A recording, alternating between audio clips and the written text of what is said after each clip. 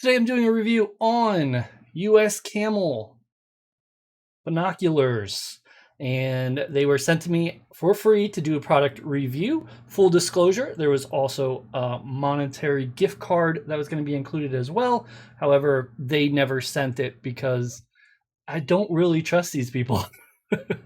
To be honest, US Camel right there, it's from China. So they're trying to hide that they're a China-based company, but if you go to their website, it says they're in China. So I'm not sure what they're trying to do there.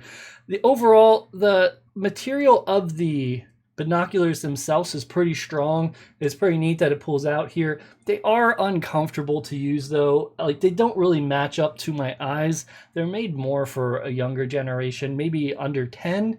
So keep that in mind. I have heard a lot of issues with these straps. Some people are saying they're too thin. For me, I just think they just don't work right. Like, I don't know. Sometimes when I'm walking around like this, it just doesn't feel right. It doesn't feel too comfortable. So know that. You can get a clear picture. You just have to adjust this a bit. I mean, it's not 100%, but you can get it pretty good. It's just, again, they're not comfortable to look at, especially if you're trying to look through both lenses at the same time.